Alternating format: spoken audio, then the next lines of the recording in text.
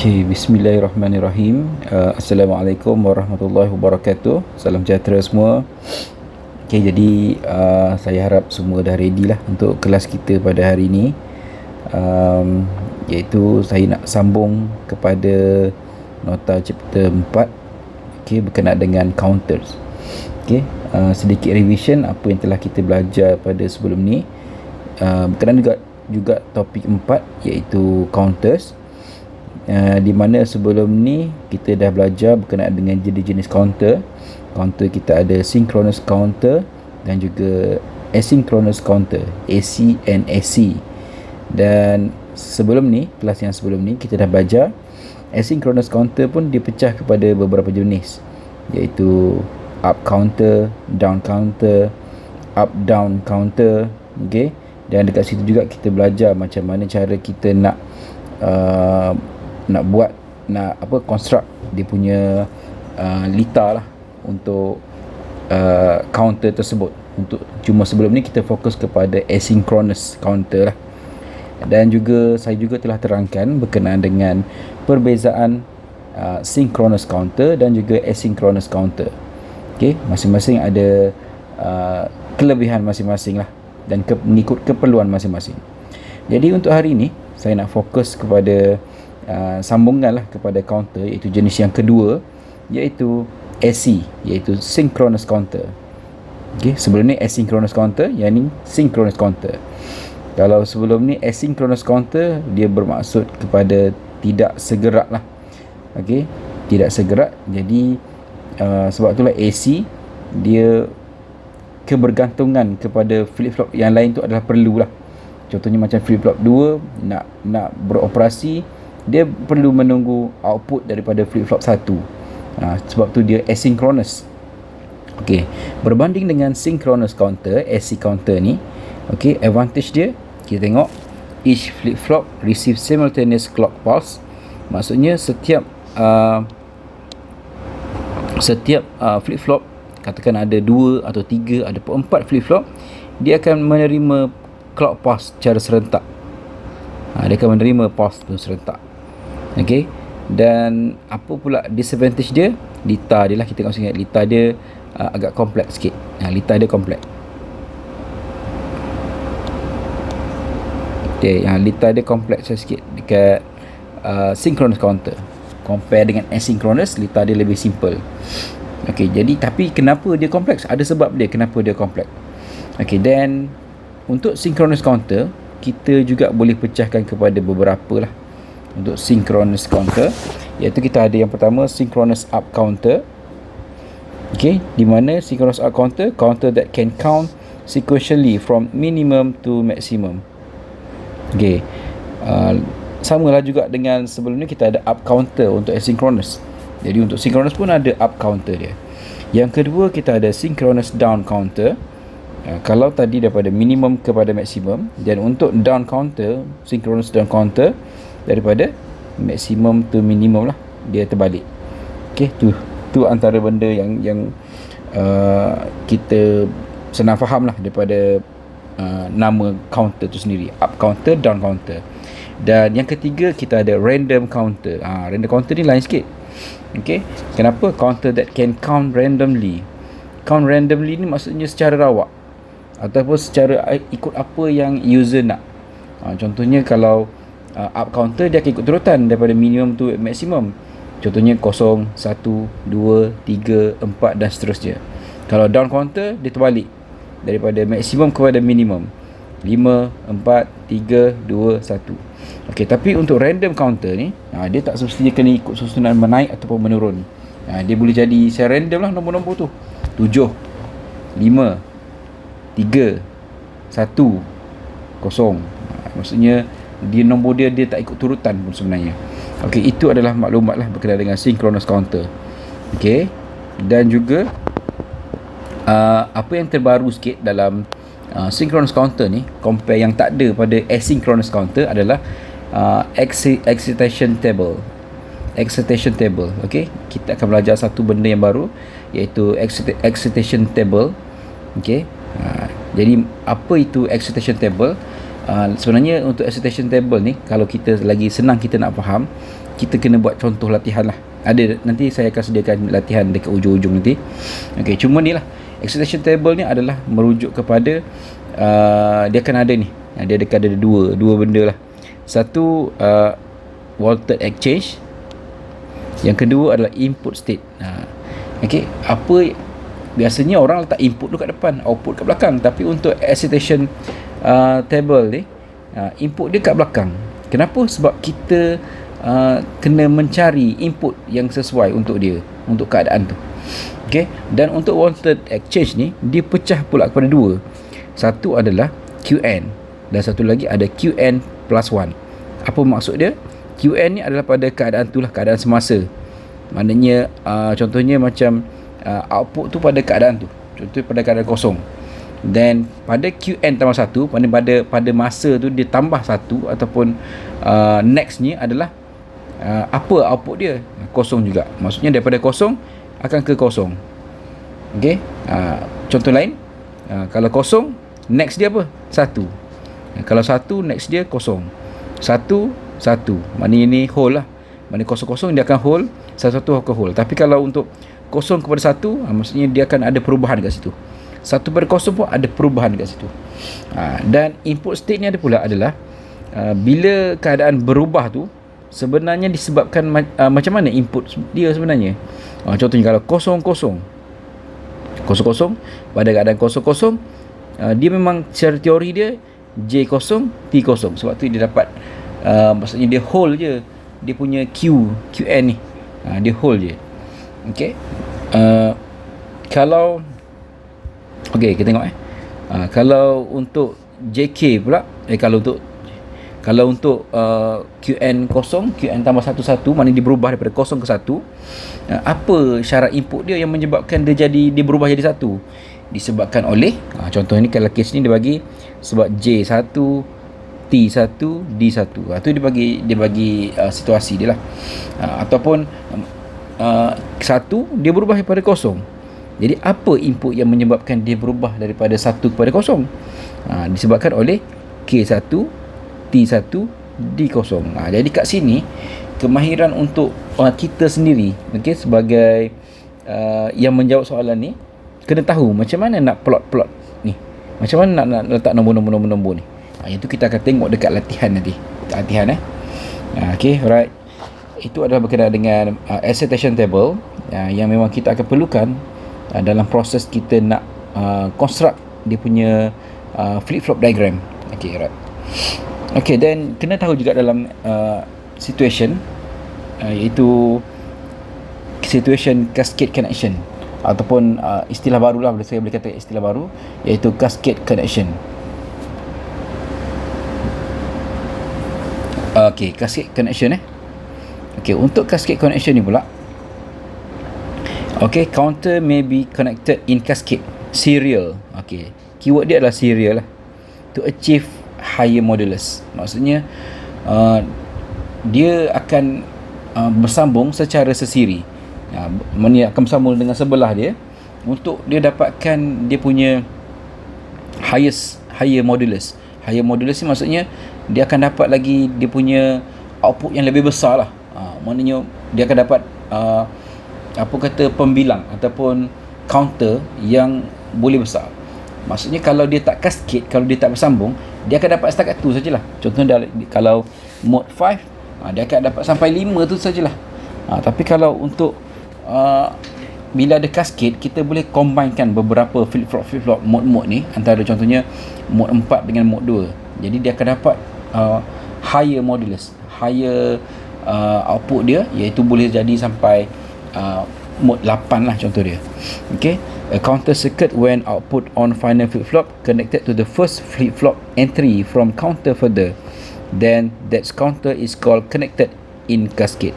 Jadi macam saya bagi tahu, connected in cascade ni adalah di mana flip-flop yang asal, flip-flop 1, dia punya output keluaran akan masuk kepada input pada flip-flop yang seterusnya.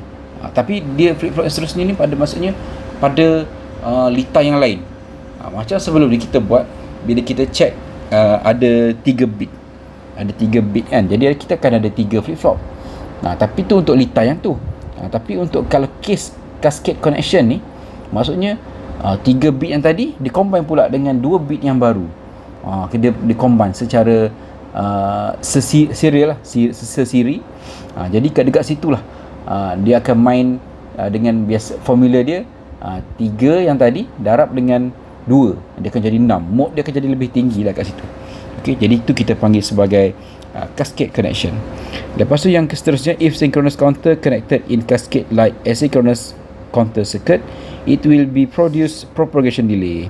Tapi kalau sekiranya dia sambung dengan litar baru iaitu asynchronous counter, jadi bila sebut asynchronous memang akan ada delay lah kat situ. Okey, sebab contohnya macam AC. Okey, dia nak sambung kepada AC, tak ada masalah. Okey, tapi AC pun dia boleh sambung kepada dia boleh sambung juga kepada AC iaitu asynchronous.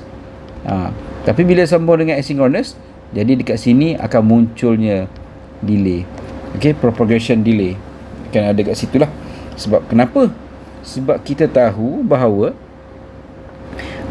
untuk asynchronous, macam kita belajar kelas sebelum ni, dia sebab dia kena saling bergantung dengan flip-flop yang sebelum dia. Jadi setiap flip-flop tu dia akan proses satu dia akan proses, dan barulah dia akan keluar dia punya output. Jadi dekat situ akan ada berlaku propagation delay lah. Compare dengan SC tak ada. SC sebab bukan tak ada, dia SC dia sangat rendah.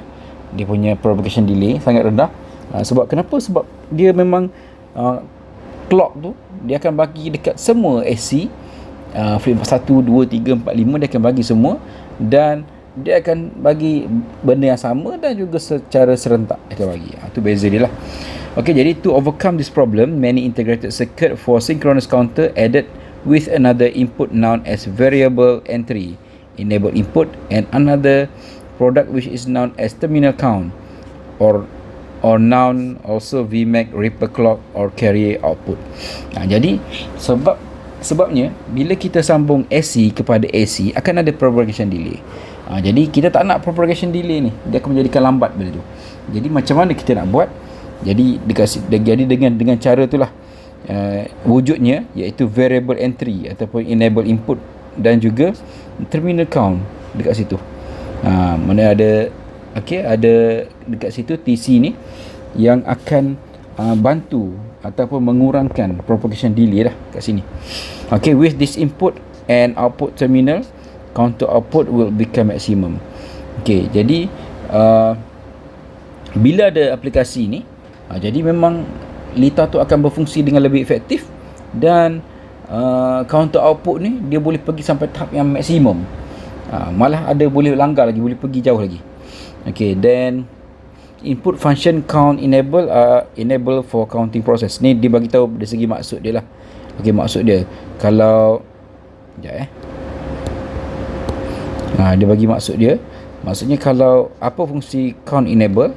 Count enable fungsi dia enable the counting process. Maksudnya kalau ada count enable ni, maksudnya kita akan ataupun dia punya IC tu akan boleh proses next dia akan count. Macam tu lah.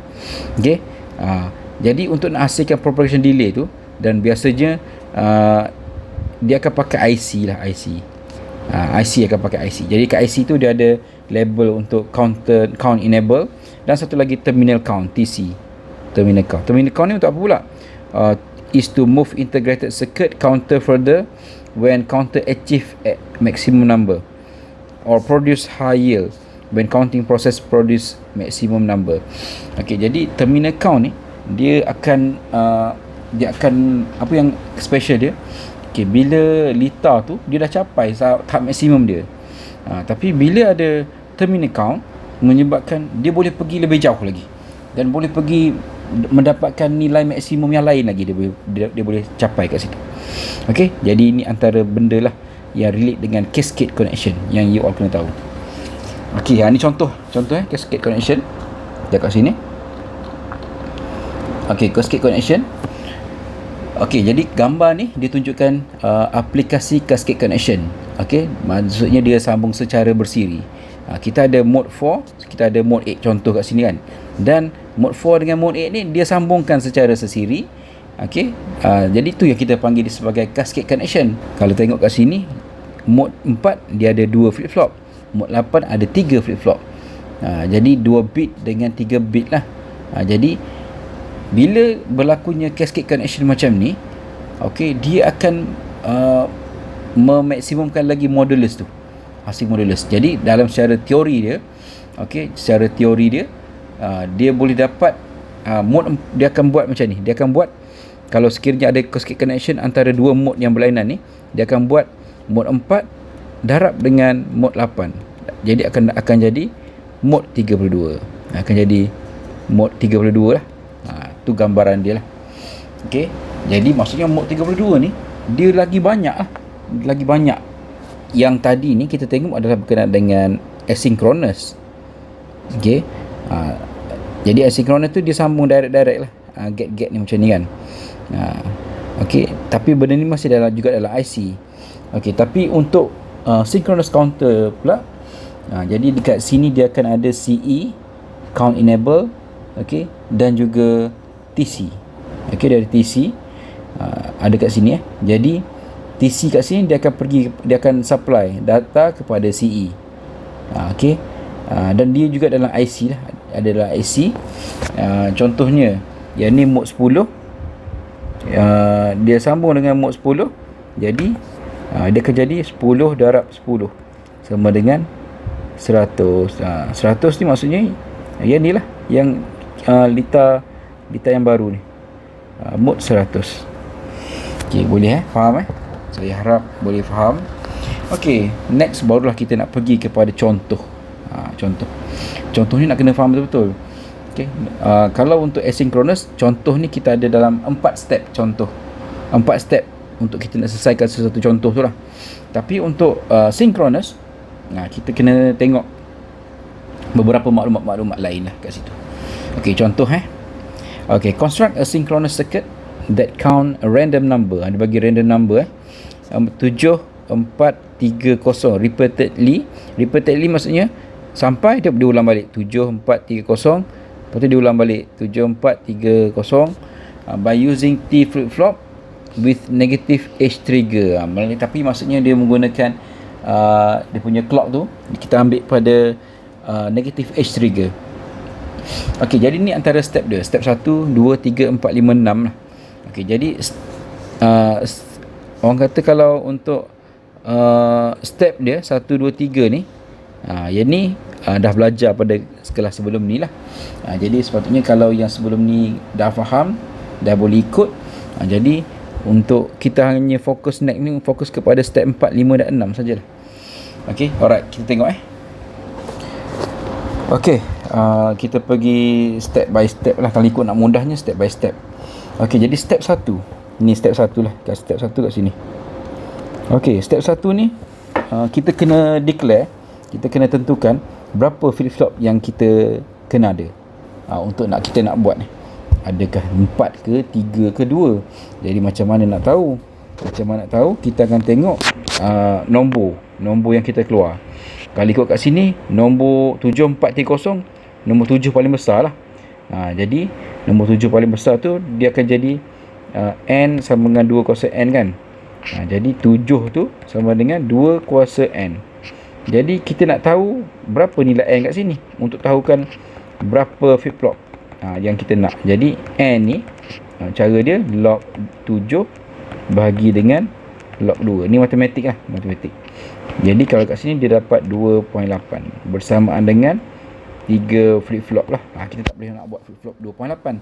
Jadi kita bundakan, kita dapat 3 flip-flop. Bermaksud kat sini nanti akan ada 3 flip-flop untuk case ni lah. Okay, step nombor 2, largest number. Jadi kita tengoklah 7, 4, 3, 0 yang paling besar nombor 7 lah. Nombor 7 iaitu 111. Okay, dan barulah kita pergi pada step nombor 3. Step nombor 3 adalah kita susun balik. Nombor-nombor tu ikut turutan yang seperti yang dikendaki.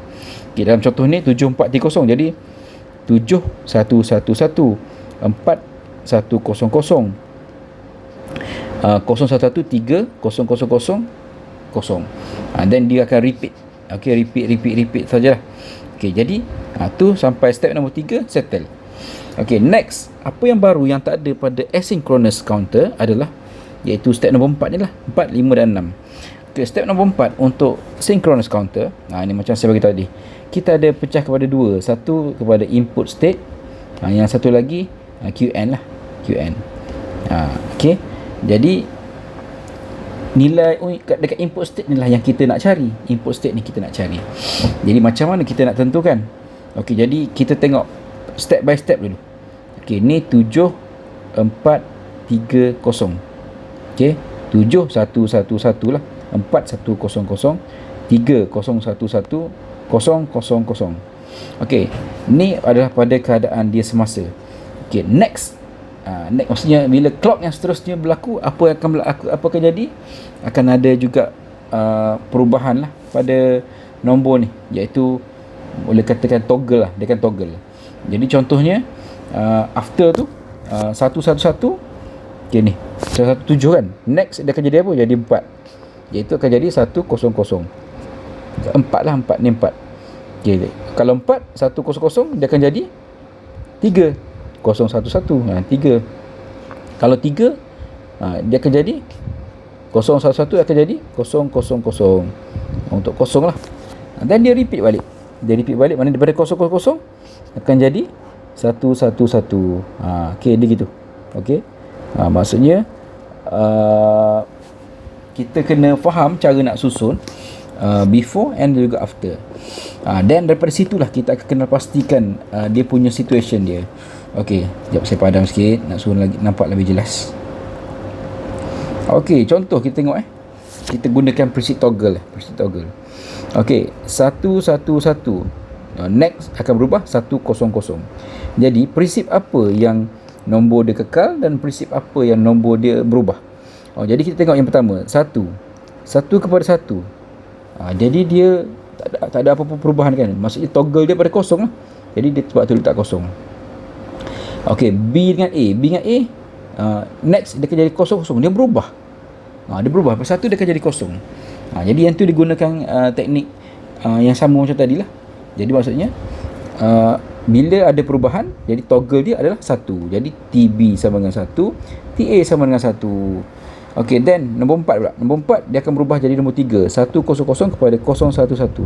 100. Okey, kita yang 1 1 0 berubah tak? Berubah. Maksudnya dia ada toggle dia 1. Okey, 1 jadi betul. Okey, 0 jadi 1. Berubah juga jadi 1 lah. Jadi 1. Sama 0 dengan 1 akan jadi 1. Okey, next nombor 3 kepada nombor 0 pula. 011 kepada 000. Jadi kita tengok. Yang pertama 0 dengan 0. Whole kosong lah maksudnya. Then 11 tukar jadi 00. Dia akan jadi 11. Okey, alright. Boleh Dan sama jugalah untuk yang kosong ni. Daripada 0 dia rotate jadi 1 balik. Semua ni ada perubahan. Bila ada perubahan dia akan jadi toggle lah. 111. Itu cerita dia. Untuk masa bila nak pakai, siapa yang kena tahu pasal untuk nak handle synchronous circuit ni. Jadi kena tahu tu prinsip dia. Okey, ni sampai sini adalah step nombor 4. Step nombor 4. Jadi kita ada dua lagi, step 5 dan juga step 6. Okey, then daripada excitation table ni kita kena convert dia jadi kepada K-map. Ni K-map dia. Jadi K-map jadi macam mana cara kita nak baca dia? Kita kena tahu. Okey, jadi kita akan K-map ni dia akan depend pada ni TC, TB dengan TA. Ibarat dia satu TC dia akan jadi satu flip flop lah. Satu TB, satu flip flop, satu TC, satu flip flop. Okey. Then kita kena belajar macam mana nak plot dekat K-map ni. Kita akan buat K-map. Jadi then kita tengok kita punya output dia ABC kan, CBA. Okey, CBA. Jadi dekat situlah nanti kita akan buat table lah, iaitu untuk CBA. Jadi kita susun lah. Kita akan buat kita punya K-map. C dengan B. Okey, then A. Kenapa susun CB kat atas, A kat bawah? sebab kita susun ikut ranking. Okay, ranking dia ranking bila dalam litar nanti pun yang ni A, yang ni B, yang ni C. Jadi maksudnya dia susun CBA. Jadi kat sini pun kita akan susun CBA lah. Okay, susun CBA. Okay, jadi kalau A dia 2 je, 01. Tapi kalau CB dia akan jadi 00 boleh, 01 boleh, 11 dengan 10. Itu perubahan dia. Jadi daripada sinilah kita kena plot lah. Okey, jadi kita kena buat satu. First buat untuk TC. Lepas tu barulah buat untuk TB, dan last sekali buat untuk TA. Untuk TC. Okey, macam mana cara nak baca dia? Okey, kita tengok yang pertama. Okey, ni pun saya padam lagi sekali lah. Ya,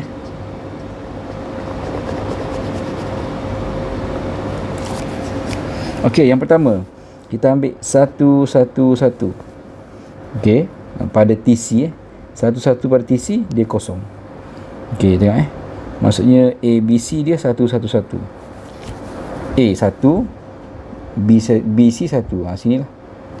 Okey. Tapi kita tengok dia kosong kat sini kan. Dia kosong. Jadi kita tak boleh letak 1. Jadi kita letak sini kosong. Okey, next. 100. TC dia jadi 1. Okey, maksudnya dia ada 100. Kita plot dulu lah. 100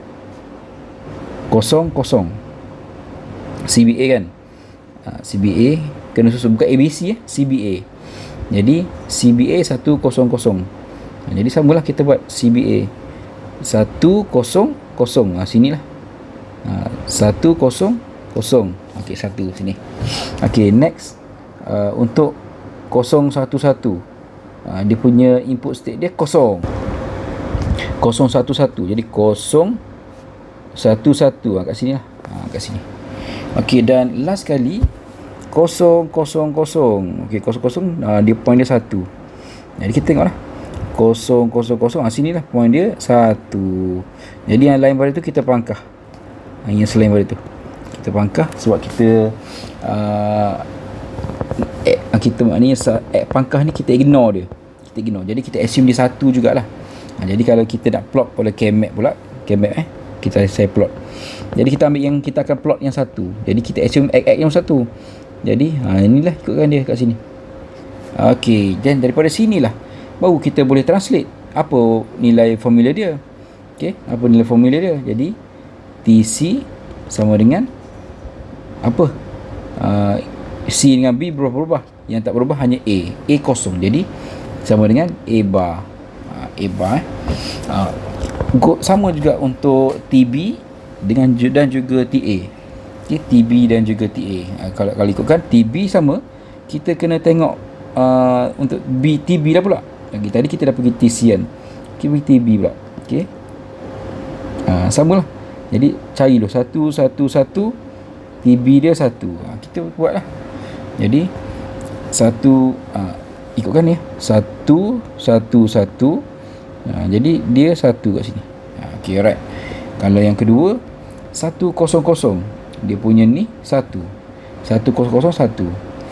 100. 100. Sinilah 1. Ni. Okey, alright, betul. Okey, dan 011 dia 1 juga. 011 ni 1.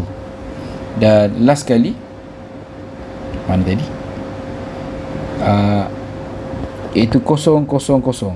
Dia akan jadi 111. Kita tengok macam mana boleh jadi macam tu. Jadi kita tengoklah 000 1. Jadi daripada situlah nanti bila X ada X, kita assume X ni pun 1. Jadi kita boleh bulat besar lah kat sini. Bila bulat semua jadual, dia akan jadi TB sama dengan 1. Benda ni sama juga dengan TC. TA. Bila kita nampak TA ni, TA ni boleh katakan sini semua satu-satu. Okey, jadi tengok. Jadi boleh katakan TA pun dia akan pakai litar yang ni jugalah. Litar yang ni sama. Ni kan TB dengan TA ni sama. Dan daripada situlah kita akan pergi kepada step nombor 6. KMap ni step nombor 5. Step nombor 6 yang ni. step 6. Okey, kita tahu, kita patah balik, kita ada 3 flip-flop. Flip-flop A, B, C. Kita susun CBA lah, biasa kita susun. Okey, alright. Then apa yang kita kena tahu juga adalah kita tengok pada apa yang kita K-map kita dah buat. Dia buat TB sama dengan 1, TA sama 1, TC sama dengan A minus. Jadi sebab itulah, jadi TB, okey, dia dah naik jadi 1, TA pun naik jadi 1. Okey, jadi 1 1. Okey, then seterusnya kita juga boleh sambung dia punya clock. Kena ingat ni adalah synchronous. Synchronous jadi semua flip-flop, maksudnya dia akan pass semua secara sama dan juga secara serentak. Okey. Cumanya kena tengok sikit sebab yang ni dia negative edge kan. Bila negative edge dekat flip-flop tu dia akan ada bubble. Kalau dia negatif. Tapi kalau dia positif, tak apa, biar tinggal kosong dia. Okey, ni adalah penentu dia. Yang ni basic Maksudnya kalau 3 bit lukis 3 macam ni. Lepas tu untuk synchronous dia akan ada ni TA, TB dengan TC. QC, QA ni samalah, standard. Okey, jadi macam mana kita nak tahu boleh kata lukis macam ni lukis standard. Okey, next kita nak tahu TC ni pula. Jadi TC kita tengoklah. Jadi TC ni TC TC dia akan pergi kepada A minus. Jadi dia naik pergi A minus. Dia naik pergi A minus dekat QA bar kat sini. Tu lita dia. Okey, kalau untuk TB pula dia 1. Jadi TB1 macam ni lah. Kita ambil macam antena dia. TB sama dengan 1. Sama juga dengan TA. Okey, TA pun direct lah ikutkan sebenarnya. Okey, alright. Boleh faham setakat ni? Okey, jadi itu saja untuk saya nak terangkan untuk synchronous. Jadi synchronous counter ni, untuk you kena tahu mahir sampai macam mana cara nak bina dia punya lita. Jadi macam mana cara nak bina lita, kita ada 6 step yang kita kena ingat. Tolong tanda star 6 step ni. Okey, jadi untuk next class, okey, saya nak minta you all tengok untuk soalan example yang ni dan juga yang ni. Okey, tolong ada dua soalan. Jadi pastikan dapat buat lah benda ni Jadi kalau ada masalah boleh tanya kawan-kawan, boleh tanya saya, nak tanya ChatGPT, Gemini pun semua boleh tanya, tak ada masalah. Tapi yang penting dia faham. Jangan copy and paste tapi tak faham apa-apa. Tu je. Okey, jadi kalau sekiranya you all faham berkenaan dengan topik sampailah yang setakat ni, jadi maka selesailah untuk kita punya chapter 4. Okey, dan next week kita boleh sambung terus kepada chapter 5. Okey, ada persoalan? Ada persoalan? Saya harap semua urusan kita dipermudahkan lah. Okey, kalau tak ada apa-apa, saya pun sampai sini saja. Jadi saya nak go through pun benda yang sama sajalah. Go through benda yang sama. Okey, jadi ini saja topik untuk counter. Yang kali ni sambungan lah daripada lepas. Okey, itu saja. Terima kasih banyak semua. Jadi jangan balik ni terus buat tak tahulah. Kalau boleh dapatkan sedikit revision, dapatkan sikit nota untuk you prepare untuk next class nanti. Jadi itu saja daripada saya. Okey, sekian semua. Assalamualaikum warahmatullahi wabarakatuh. Selamat Hari Raya.